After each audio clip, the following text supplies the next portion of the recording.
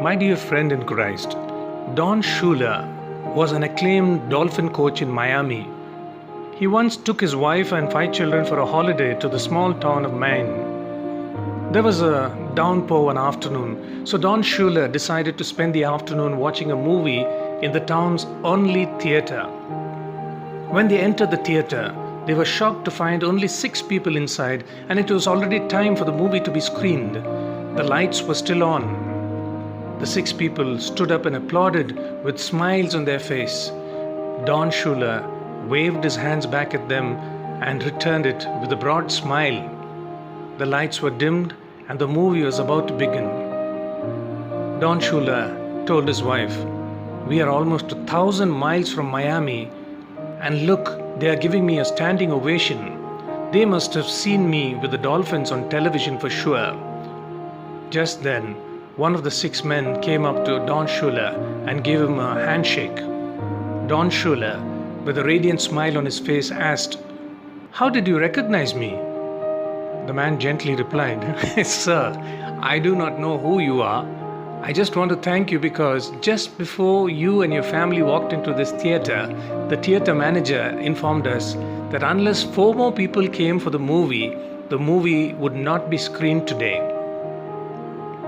My dear friend in Christ, it is humorously said that the population of the world of someone inflated with pride is only 3: I, me, and myself.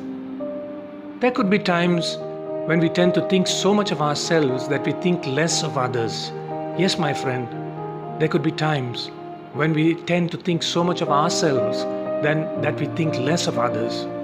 Humility does not either imply thinking less of ourselves, for God has created us to appreciate ourselves as much as we should appreciate others.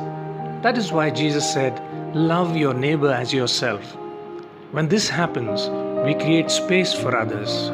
We become accommodative in friendships, in marriage, and in employment circles, or just in about any community we live in. I take you to the Gospels. One Sabbath, when Jesus went to eat in the house of a prominent Pharisee, he was being carefully watched. When he noticed how the guests picked the places of honor at the table, he told them this parable. When someone invites you to a wedding feast, do not take the place of honor, for a person more distinguished than you may have been invited.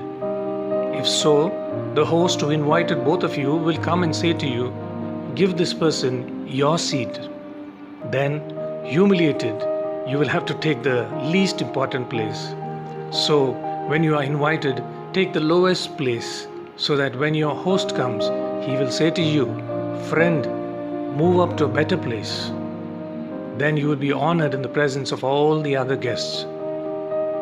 For all those who exalt themselves will be humbled, and those who humble themselves will be exalted. We have this reference in the Gospel of Luke chapter 14. So my dear friends, strive towards humility. God has blessed you with many blessings. While you're thankful for those blessings, ask the Lord for the gift of humility, and you will experience the grace and the blessings of the Lord. Have a good and godly day.